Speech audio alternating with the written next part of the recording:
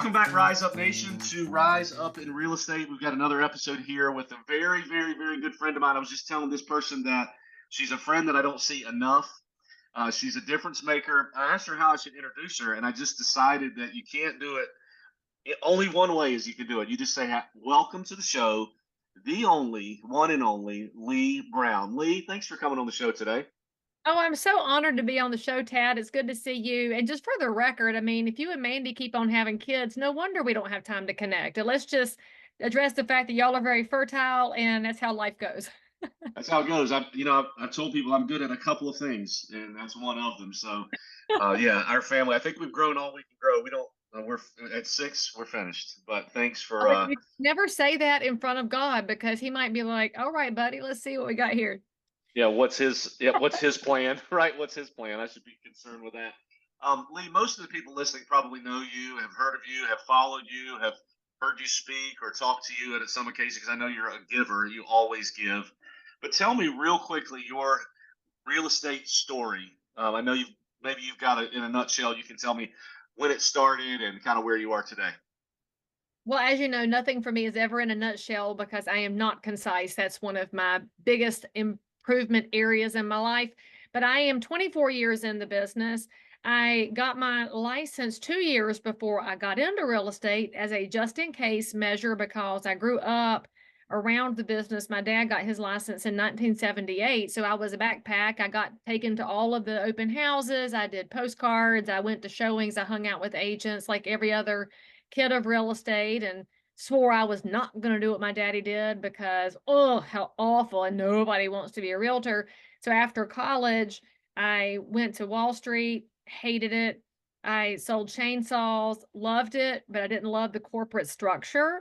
And while I was managing my frustrations, got my license at night just in case. And then when I hit my final level of frustration, I called my dad and he said, just come on and join me. So I joined him. He was at RE/MAX at the time. So I came into the business at the high level of expectation that RE/MAX has. And I just don't know if agents understand that the way that you start has a lot to do with your path. But there's also a moment when you realize you play better golf with better golfers. And that's how my dad landed at RE/MAX. He wanted to be with the best of the best.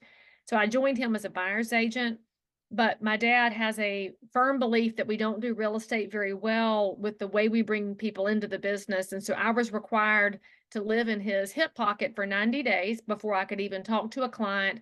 I was to keep my mouth shut and take notes. I went on every showing, every listing appointment. I rode around in the back seat of the car, listened to him, talking to potential buyers, potential sellers, and then working through the process.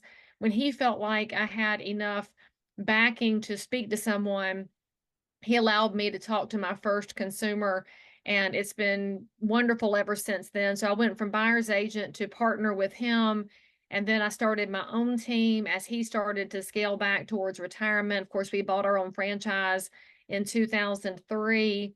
And after he retired out of the business to protect his health, because this is, of course, a high stress business, my business continued to grow. And I moved into the education side of the business while still practicing.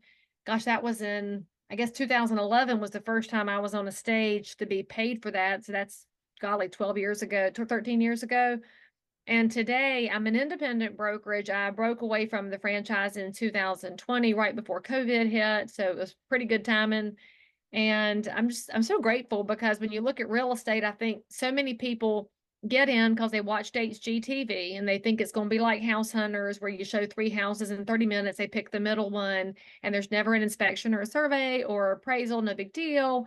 And then you get into the business and you find out there's all of these heartaches and hiccups, but there's also a million different pathways. I mean, you could work with investors, you could do multifamily, commercial, residential. And if you're residential, you could do single family condo townhouse. You could do vacation rentals. You can become a speaker and an instructor. You can open franchises. I mean, it's just endless, the possibilities that one little pocket card gives you. And I'm just so grateful. I don't know what the next phase looks like because it ain't here yet. Right. But so you literally rode with your dad for 90 days. You just sat in the back seat taking notes, watching, observe. You didn't say much. You just, Every appointment. really? I mean, if he was going on a listing, I was there. If he was going with a buyer, I was there. I did not have the luxury of saying, I'm busy, I don't want to, I don't have time. That was not an option. It was, if you're going to do real estate, you're going to do it correctly. And so I just lived on his hip. And of course, at that time, I know your younger agents don't remember this, but we still had the MLS book. And so one of my tasks was to go get the photos developed from that 35 millimeter camera, with the flash bulbs on the top. I had to run down to the quick print, get them developed, get some double-sided tape and stick it in the MLS book because we were advanced because we had a photo with our listings. And that's an era that I don't know that our young people have any connection to, which is sad because you should. But I went from that phase of being elevated in an MLS book world. And then my dad said, you have to do the business right and you have to do it well. And you have to understand how important it is when the phone rings. Because from day one, I'm doing things like photos in the MLS book to elevate the experience for our clients. And it's no different than an agent today who wants to cheat with their iPhone and make photos because it's a good camera. Yeah, but you ain't a photographer, so you're supposed to hire somebody. It's those things that have always been the separators. And it all starts with that education piece of, I'm going to learn this well. And of course, at that time, in addition to me going out to get the photos developed, we had a pager. We called it the money line. And we had advertisements in the real estate book and had the 800 number on our sign riders. And whoever was supposed to answer the phones got to hold the pager. And at the end of the evening, you put it in the drawer. So if it buzzed after hours, it was just bzz, bzz, over here in the desk drawer, and you didn't have to live real estate 24 hours a day. But when you had the opportunity to hold the money line, you were supposed to call somebody back immediately because that's when they were looking at the ad in the real estate book or they were in front of the house. And frankly, Tad, it's no different than getting a sign call today. But now we have agents that instead of looking at that phone ringing as a, oh, somebody wants to talk to me, they look at it as, I mean, they'll leave me a message if it's important, or they look at the number they don't recognize and say, but it might be a scammer. And so they ignore it, forgetting that the consumer really doesn't want to talk to you anymore today than they did 25 years ago. But they were so desperate for an answer, they reached out. And that's our opportunity to be a resource and just reset the whole conversation, which is my day one. I was expected to be a resource who resets a conversation. I like that. That was interesting. So now you do tell me a little bit about what Leigh has published real quickly. You have a couple of books. Can you tell me what those are? Oh, they're right Look behind at me that. on my new All right behind financial you. Yeah. here, where I've also been calculating. I was teaching a financial class to my agents because agents are very good with other people's money, but not always their own. Just, a little mama hen reminder for y'all. But I've published Yes. 3 books. The first one was in 2016, and I'm kind of horrified to realize it's been 8 years. Seven Deadly Sins of Sales came out in 18, and Peeling the Onion came out in 2020, and then my cookbook came out in 22. It is not featured behind me because it's not really a real estate endeavor.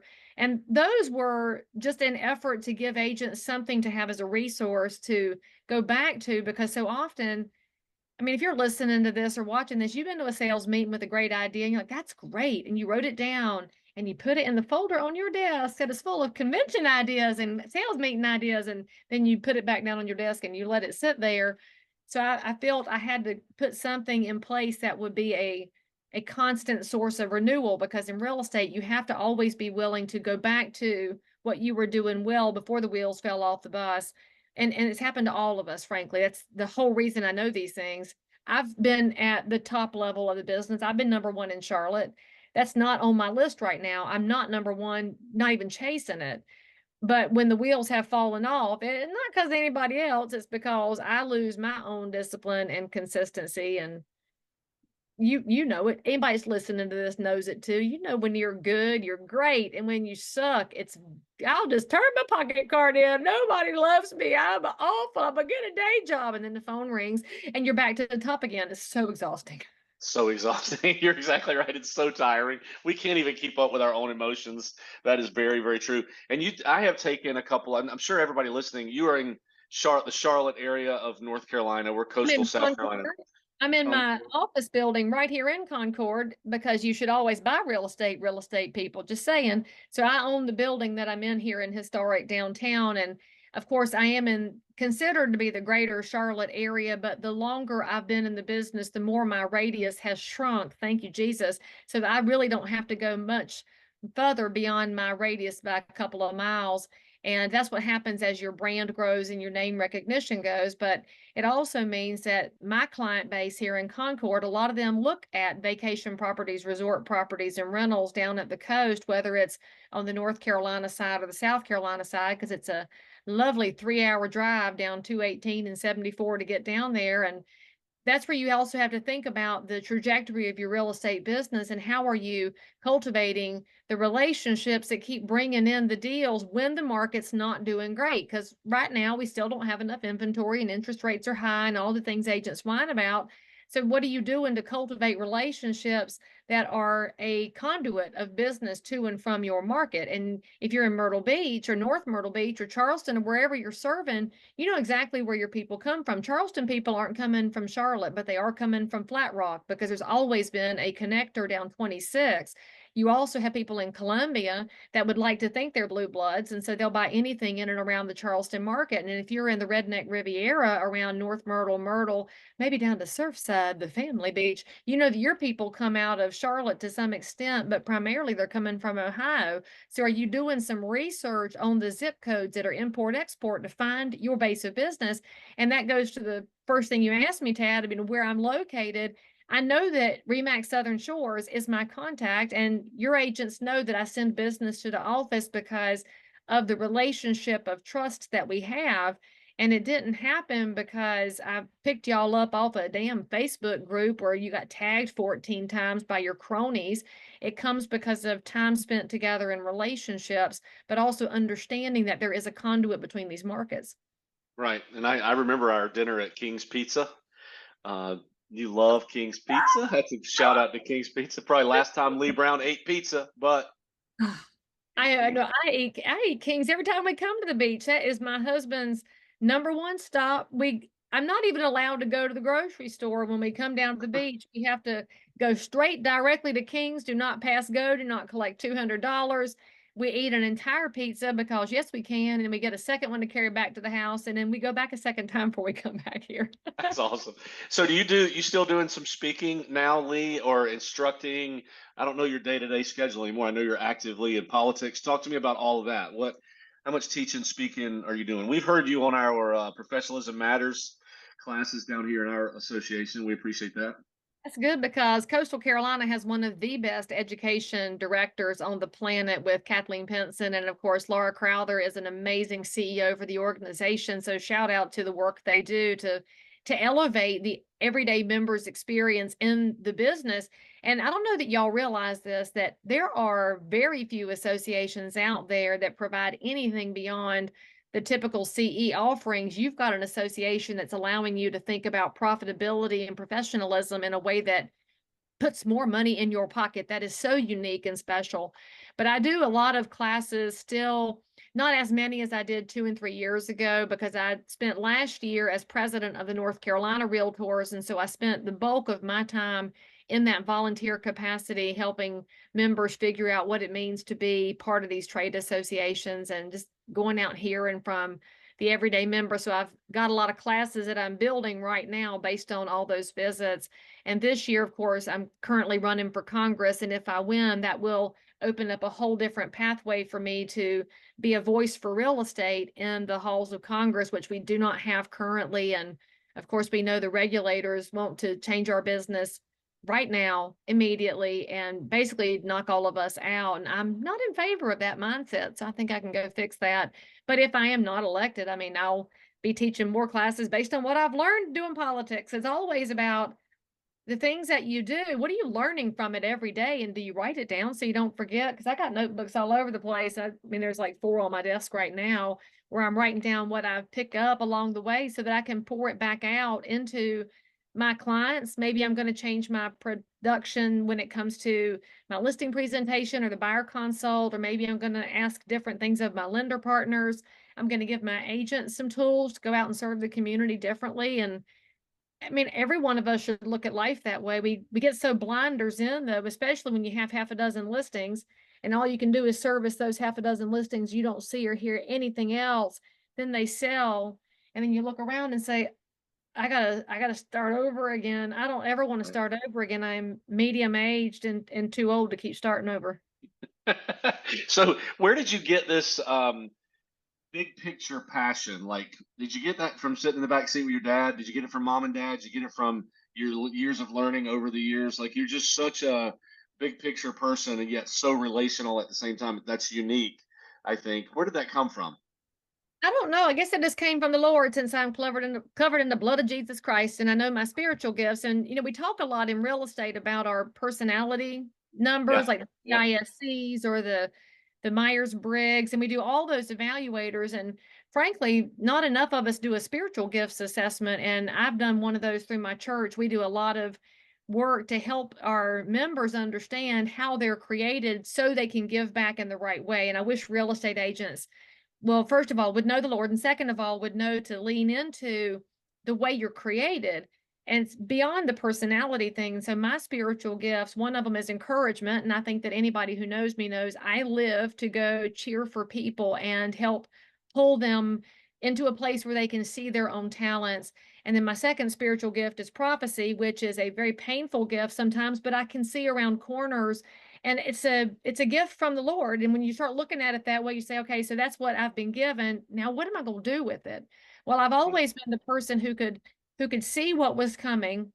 Right now, my only frustration is that I've spent so much time in the financial markets. I can see the fact that the US economy is currently sitting on toothpicks bothers me tremendously because it's artificially propped up, and too many agents, and I love y'all, you're not paying enough attention to the bigger picture because you're trying to close one deal today. And I know that today's deal does matter. You've got to pay the bills. Those clients absolutely deserve your attention, your care, your competence, your expertise. However, you've also got to think about the next 100 deals. Where are they coming from? What are those consumers going to demand? Which is all of that comes in from the way that I'm wired. I'm not wired to watch Netflix. I'm not wired to stay out late at night drinking with my fellow realtors. I'm wired to sit and read and evaluate and think and then talk to change makers around real estate that are not just in the business. It's just how I am. And the beauty of real estate is you don't have to be that way, Tad. And Mandy's built wired so different than you are. All of your agents have this unique set of talents, and we have these opportunities as brokers to bring all these micro businesses into one roof and say, you're all looking at the business differently. Rennie does it differently than Lori. Lori is like the heart of real estate. And then Jeremy's over here bringing in the video side of the business. And it's all complementary, and it's also competitive, but it's not competitive in a way to destroy. It's competitive in a way that allows the consumers in Horry County to look at your agents and say, that one matches me. That one matches me. And that's a big picture mindset to realize that there's absolutely enough room in this business for each one of us to fulfill what we're looking for with a set of the consumer public that wants to be fulfilled in that way too. So it's a long answer to your question, but if you're Yeah. curious about doing a spiritual gifts assessment, the program we use at my church is called Place. And I imagine they have a website somewhere. I don't know what it is, but just take a look at yourself, go a little bit deeper. And if you're not a follower of Jesus, then you can always look at something like Simon Sinek's book, Start With Why, and just dig a little deeper into the way that you serve the public, because that should be the way that you're marketing. Somebody out there is so anxious to be seen and heard and valued, but you may not want to talk to me, but you may want to talk to somebody else. That's why we have this wildly competitive, busy business. And we're so different. My two questions that I normally ask to start with, which I didn't do with you, but it's interesting that you went there, is what is your crystal ball? Like, where do you think we're headed in real estate? And you said you're a prophet, so I'm excited to see it. Look at there. I mean, right on the spot. And then I was going to ask you what your superpower is. Tell me about that, Leigh. First of all, this is not biblical, so I'm just going to point out I am not breaking the Bible, but I do like, I'm a tactile person. I do like how it feels, but I'm so often asked, what do I think is going to happen next? And here's what y'all should be writing down. Get your pen and pencil out or your video recorder. I'm ready, Mom. Go. From Leigh Brown, this is it. Houses are going to be bought and sold. Bam. But that's what happens when you've been in the business long enough. You've seen cycles that have come and gone. Houses are bought and sold regardless of the economic picture, regardless of the interest rates, regardless of inventory, regardless of whatever your personal bailiwick is. Houses are bought and sold. What you have to figure out is how you can be part of those that are being purchased and sold. That's it. You just have to figure out how you become valuable to the people buying and selling. Well, I think that this market is creating an opportunity for those who are consistent, who are disciplined, and who are visible. You will die on the vine in real estate in this market if you are not visible, period, end of discussion. And do not try to tell me that this thing makes you visible. It does not. You clicking like on LinkedIn is not prospecting. You commenting on somebody's Facebook post does not make you visible. What makes you visible is you in front of people in the community where they cannot help but see you. I had a man come over to me at lunch yesterday after church. We have one of these food hall things in Concord that are so popular now, where you have little tiny restaurants in well, I guess it's a replication of a food court from the mall that we had in the 80s, but it's not chains. Well, I'm sitting there waiting on my lunch, and this man walks over and says, "Are you Leigh Brown?" And I said, "Yes." I said, "How can I help?" He said, "I knew it was you. I recognized the hair. I've seen you on my social feed. I had a question about commercial real estate." And I said, "Well, I'm just so delighted that you recognize me, and I don't do commercial, but may I connect you to my girl who does?" Because you, by the way, don't have to say yes to everybody who recognizes you. You should know your talents and your knowledge and expertise. So don't try to be all things to all people. We had a great conversation, but it all started from here, but it connected in real life. And that's the difference when the market starts to contract, is your accessibility and the fact that people have a built-in trust of you, and it comes from your physical being. So when you go to the grocery store, if you're a real estate agent and you're Instacarting, you're a moron. I'm just going to lay it out there as bluntly as that, because you're missing every opportunity to be in the store saying hey to the cashier. Because, by the way, most of them are seniors in high school. You know what that means? Oh, their mamas and daddies are going to downsize at some point. And if I'm working, and don't even tell me you're in a retirement market. I got a house at Ocean Isle Beach, and I go to the Lowe's Foods right there in Ocean Isle. Those cashiers are primarily high school kids, and they're going to Brunswick Community College, and they're looking at their next steps in life. They know me because I'm in there all the time, and I always wear my realtor pin so they can connect me to real estate. You have to be that kind of agent when the markets are shifting, so that when houses are bought and sold, you're the one they think of. They're not going to think of you because you said you're number one. They don't care if you're a platinum chairman's diamond. They don't give two rips about that. What they care about is, can they say hey to you, and will you say hey back? Do you look like the version they thought they were going to see? And do you know your business well enough to answer their questions? It's not rocket science. It is not coaching at $1,000 a month. It is not technology. It is not buying leads off the internet. It is being visible in the community. When I go to Dino's, which is my other favorite restaurant at Myrtle Beach, and y'all know Dino's, the owner and the owner's son, they know me. Why do they know me? Because I'm in there every time I'm at the beach. And you're thinking, but Leigh Brown, you don't even live here. You're there, what, twice a year? But the twice a year I'm in there, I speak to them. I thank them for the way that they stayed open during COVID, and they didn't have all those stupid lockdowns and mask policies. So they will have my money forever for pushing back against all of those unconstitutional things that happened to us. And I talk to them. Think about it, y'all. You walk in a restaurant, you don't even speak to nobody, you're staring at your phone. You get set down, you look at the menu, and you pick your phone back up. You order your food, pick your phone back up. And if you feel guilty right now, good. But you should put this thing in your pocketbook, or my favorite trick, turn it upside down. Quit letting this thing control your life, because it is sucking your business away from you moment by moment. But tell me why that's not old-fashioned. If someone were to say, I could scale myself better with social than what you're talking about, or I have more of an ability to reach more people with these channels that people have created. Oh, sure. You can reach them. And then I'm going to walk in and take the business away from you because they got to hear from me, hear my voice, and meet me in person. And I make eye contact with them too. You are just an empty face on the internet. And by the way, just because you're scaling out there and you've set up 12 searches, okay, you know what? Every one of those consumers has a search set up with 5 other agents. And so they're getting the same houses. How do you break through that noise? We're in a noisy world. I mean, we can use Jeremy as an example. He uses social media to scale. But the difference is with video, it's Jeremy. They hear his voice, they see his eyes, he knows how to talk to the camera, he's bringing real life information to people. So they feel like they know him. And then when they meet him in person, all he did was shortcut the process. But he ain't selling a house through YouTube, y'all. Don't be falling for that old trick. He meets them, shows them the house, gives them all the knowledge and expertise he's got from being a multi-generational realtor, and he closes the deal. You can use this as a launch pad, but you got to put it down and close the deal in person. And if you think I'm just, get off my lawn old person, look at the research. Millennials, we don't really have the research on the Zoomers yet because they're just entering their home buying era. But the millennials, 93% of them prefer making a business decision face to face. It starts on text, it starts on the internet, but they prefer making the decision face to face. And it's because that generation firmly believes that they have a finely tuned BS meter and that they can tell if you're selling them something or not.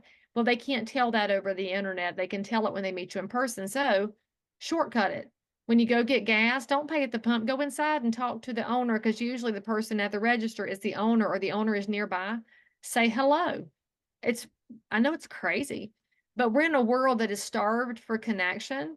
So if you start realizing that nobody else is doing it, maybe you should. And that's a book you can read called Blue Ocean Strategy. I know you've probably read that, right, Tab? Blue Ocean Strategy? Yeah.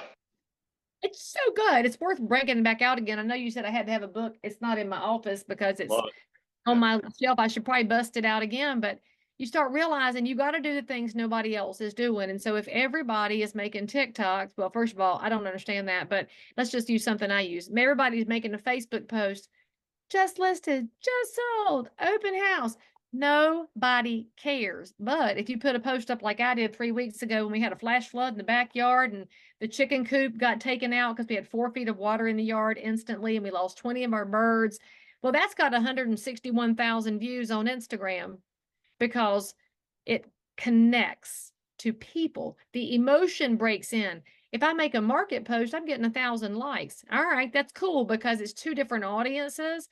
But the people who were worried about my chickens, do you know what happens? I was at an event on Friday night at the country club having dinner. A man walked over to me. He said, "You don't know me, but I follow you online." I said, "Well, it's so nice to meet you." And he said, "Are the chickens okay?" And I said, "No." I said, we obviously still have the smart ones because they got to the top roost, but the 20 idiots have washed away and they drowned." And so then it turned into a conversation. Well, what do you do? And what do you do? And where do you live? And before we left, he said, I need your card because my neighbor said they're going to sell their house. Now, where did the card exchange come from? It came from me talking about my chickens online so that he could talk to me about it. And the whole conversation, y'all, it wasn't accidental. He was feeling me out to see if I was really the same person he'd encountered here. If the Right. person encountered here is just sold and you can't carry on a conversation about life, why would they call you? Put something out there that's more relatable. And it doesn't have to be your chickens washing away. That was very dramatic. You could be posting about anything. I mean, we're heading into Valentine's Day, and maybe you're the person listening right now and you hate it because it's over commercialized and it's ratchet and it's only for people in love because you're a little bit bitter right now. Okay, that's the post you would make is anybody else feeling a little bit bitter right now because you kind of hate people on Valentine's Day? Something like that tells people you're human and the comments will start pouring in. Now, when the comments start pouring in, you have to be the one that says like and you respond, like and respond. You don't post and ghost. You post and respond. And then if somebody says, "Oh, I really wish that you didn't feel that way," and you say, "Well, do you have a brother I could meet?" And then you would call them and say, "Hey, thank you for that comment. I was just kind of unloading and venting, but tell me how life's going. If you take this and turn it into this and this, shazam, your business grows." And so you've been doing this 24 years, but you seem like you still really enjoy this part of it, the connection part of it. Like I'm sure your business is mostly repeat referral, isn't it? I mean, the bulk of it is. And what's even funnier is we just got a listing. I love that we're recording this right now. So on Thursday of last week, so just a couple of days ago, one Okay. of my agents got a phone call from somebody wanting to list their house. And you know, we all love a just list me call. And he followed all of my rules for asking, why did you call us today? And she said, when we bought this house 7 years ago, you left a very nice gift for us after closing, and we wanted you to sell the house. So first of all, I looked up their agent that helped them buy it, still in the business, didn't get the phone call. Why did we get the phone call? Because we showed care after the sale. And those are the best phone calls to get because they're not calling 8 other agents in town. They're not beating us up over commission. They value that we valued their business. And if you want to know what the gift is, by the way, because I know somebody's fixing to type that in the comments, well, what did you give them? I have professional photos made of every listing. I'm a big snob about it. And by the way, if you're the agent who only does it for certain price points, you're basically discriminating. So stop it, quit violating fair housing, do what, for one, what you do for all. And we gave all of the photos after the listing to the buyers. Now we used to do it on a CD because that was, cutting edge once upon a time. And now we do it on a little thumb drive and tell them, this is your before pictures. We would love to see the after pictures. It's got nothing to do with whether the house was perfect or not, because we know every buyer wants to personalize. And I also don't want to slam it because the seller took great care to get the house ready. It's just somebody else was before, you're the after. We get the nicest little Facebook post back and comments of, we did this, and we never met the buyer till closing. But we gave them something tangible that respects how people approach real estate. And it paid off because I paid about $3 for that thumb drive. The photos, I would say, were the cost of doing business with the prior listing. And now that house is 2.5 times what it was worth when they bought it. So everybody wins. And you got that listing. That was 7 years later. 7 years later. Amazing. Amazing. I mean, I would just think, like, I was going to ask you this for my benefit, like for Mandy and I benefit. If we've got a sizable company here, we're doing an okay thing in our area, but we were just talking about over the last couple of months as we're trying to figure out where we go next. How would you recommend to become a community expert, like a community advocate? If, like in Concord, I'm sure people look to you and say, Leigh Brown cares about us. Leigh Brown's involved. Leigh Brown gives back. If you could tell me the 2 or 3 things that we could do that would make an impact, what would it be? Okay, so here's another book recommendation. Have you read The Go-Giver? Um, I think so. I don't remember, but I've heard it. I'm I gonna read it write it down. 1,000 years ago because it was real hot in, like, I don't know, 14 or 15, maybe 16. Ever since COVID, I cannot keep my years straight, so I just give Right. up. It's all about what you put out there. And for so many of us, we put it out there expecting a return. I Mhm. put it out there not expecting a return. And the reason I go do things in my community is because I love my community. I love living Right. here. This is where my kids are. This is where my house is. And so maybe I'm a little selfish. I want my property value to go up because I'm in a great place to live and I want to be a part of that message. And so here's a couple of things you can do. The first one is go find all the other small businesses and elevate them. I have a little thing called Downtown with Leigh Brown. I have become an ambassador for the city of Concord simply because I was doing it before anybody else was doing it. So you walk into the store, like the Sweet Life is across the street from my office here, and I love Lori. We went to high school at the same time, different high schools here in the county. I didn't know her until she opened up the Sweet Life. She makes the best cupcakes. So I walked over, of course, not just to buy cupcakes, but to find out about her as an entrepreneur. She had started her business at her house. She outgrew it. She took out a commercial space. So I said, can I make a little video about your shop to share? And she said, of course.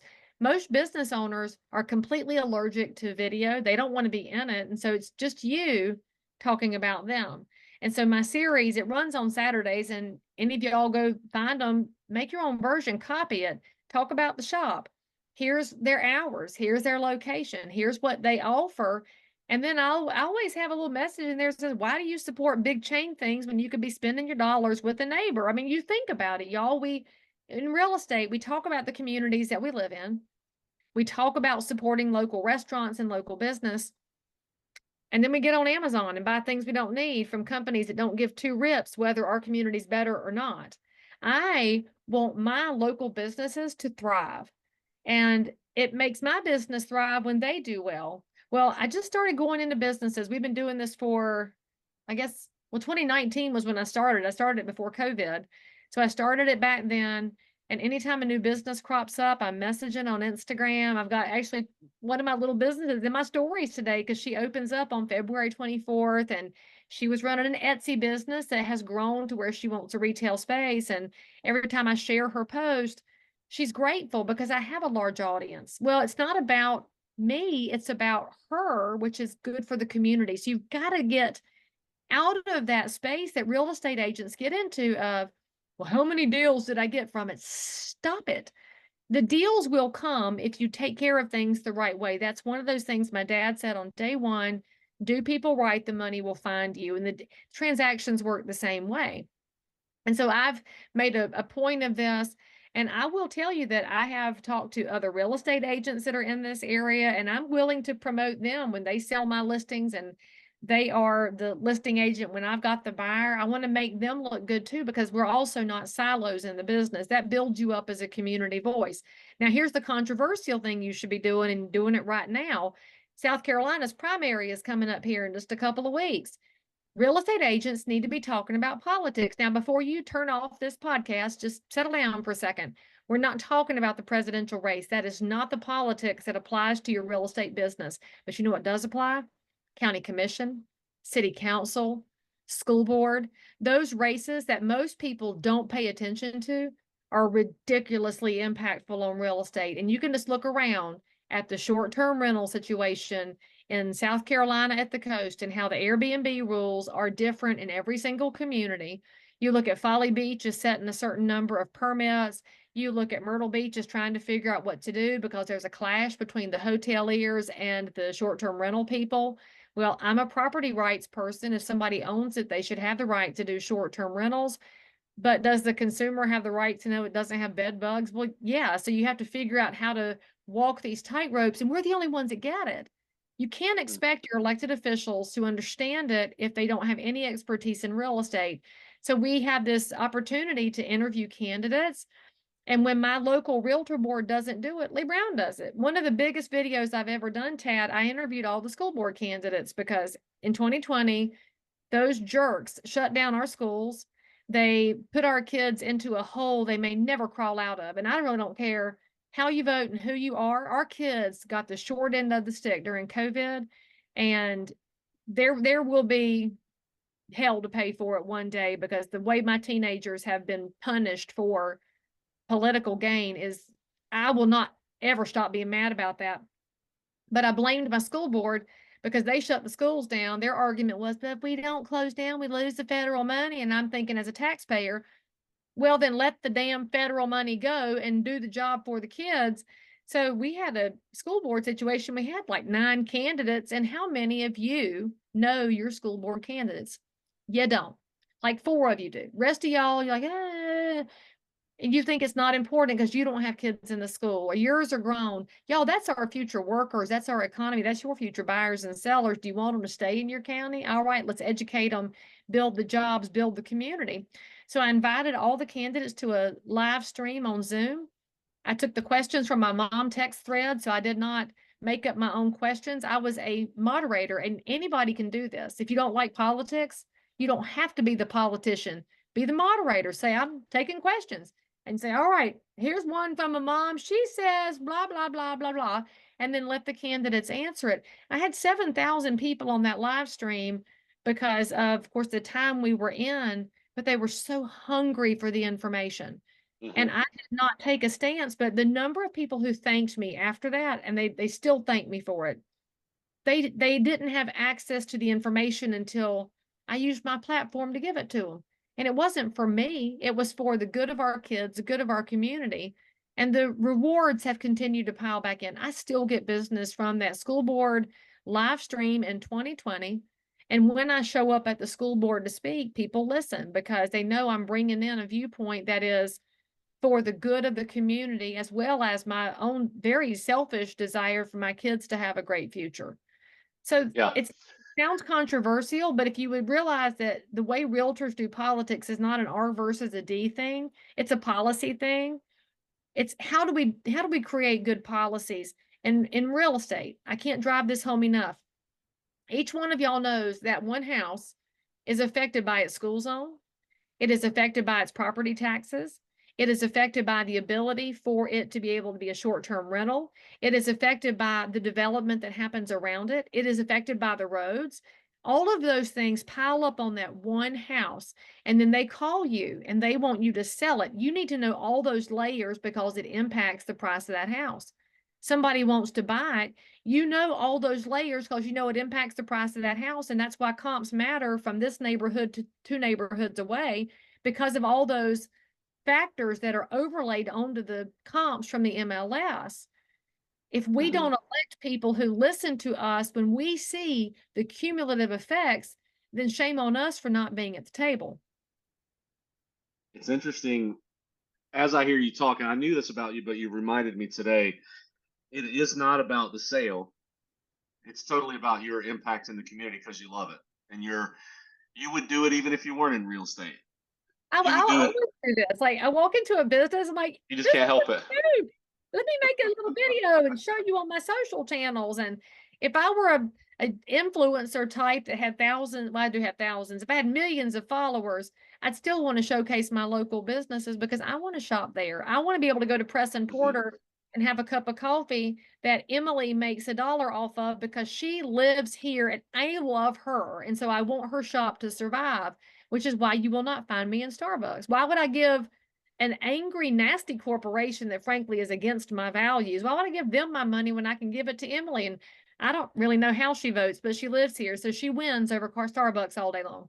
Yeah, I love that about you, Leigh, and I hope the listeners are catching it all. It's not even politics. It's the interesting thing. It's about the good for humans. I mean, it's simple as that, and I appreciate that.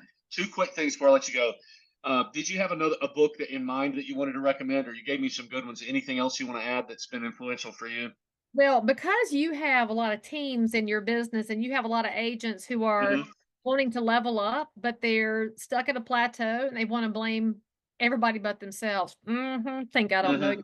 Mm-hmm. This Mm-hmm. is a book that fixes that. It's called The 80% Approach. It's by Dan Sullivan. It's not the Pareto principle. So for those of y'all who are like, I know the 80-20 rule, get out of judgment and into curiosity. So this book is the one that fixes your control freak problems because I love y'all.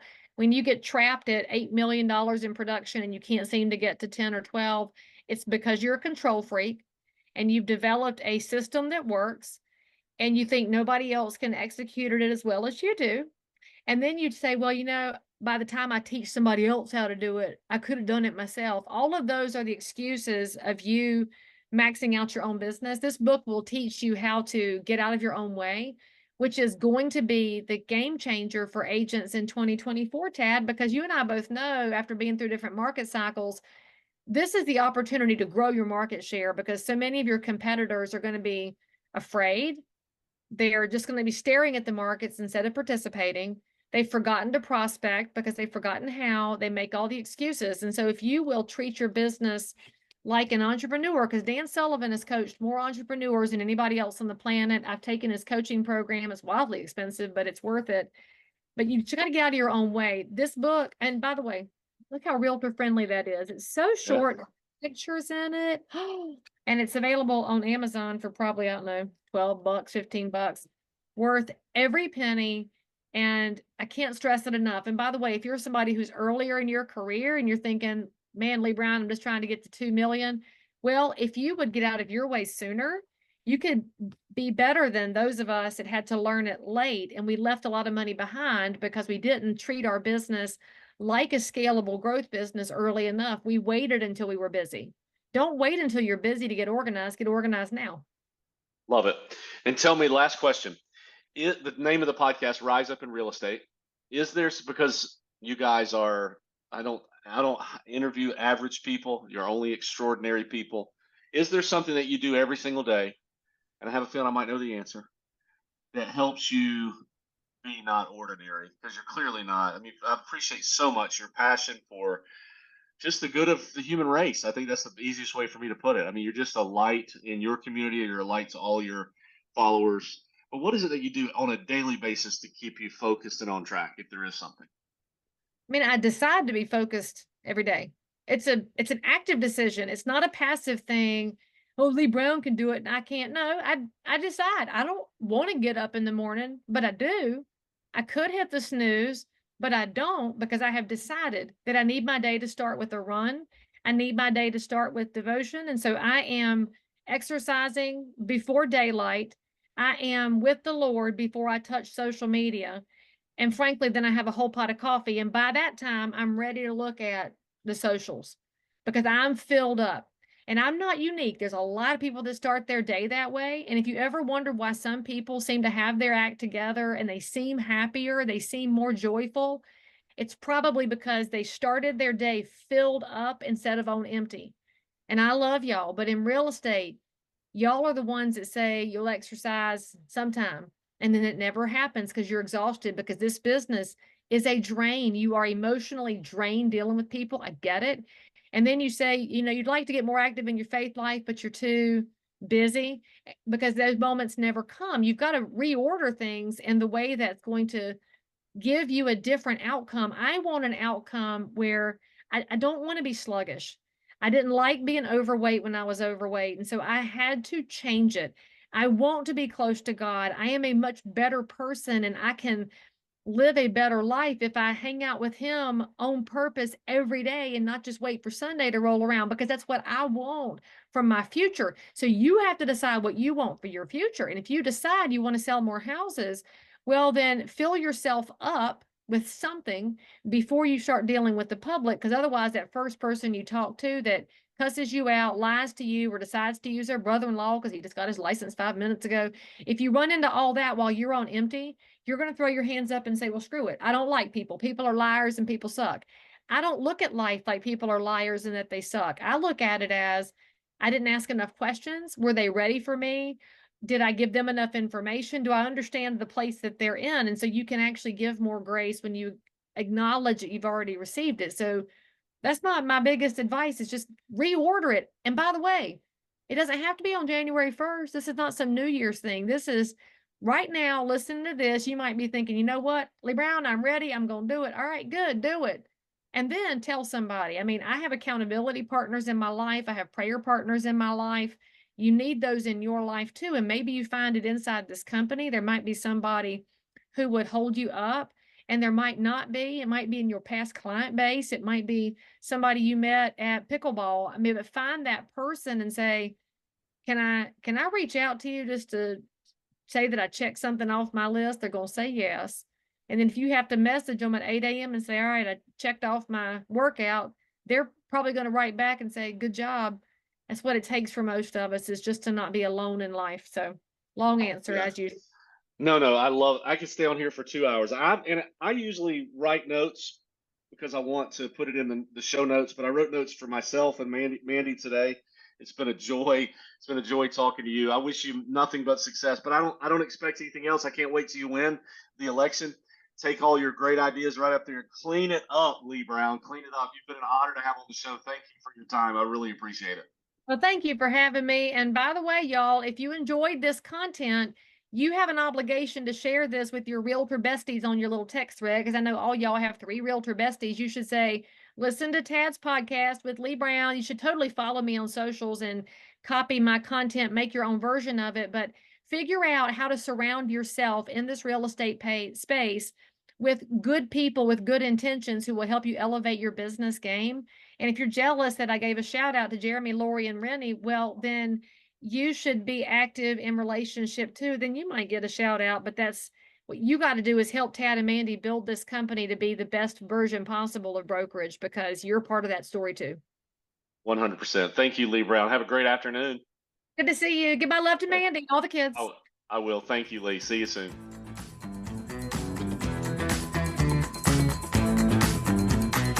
Well, hey, that's a wrap, folks. Thank you so much for listening to Rise Up in Real Estate. If you liked hanging out with us today, please find us on Facebook, Instagram, and YouTube at Rise Up in Real Estate. Also, follow us right now on your favorite podcast host to hear more episodes. We really appreciate you spending some of your time with us. And until next time, let's do each other a favor and all help each other rise up.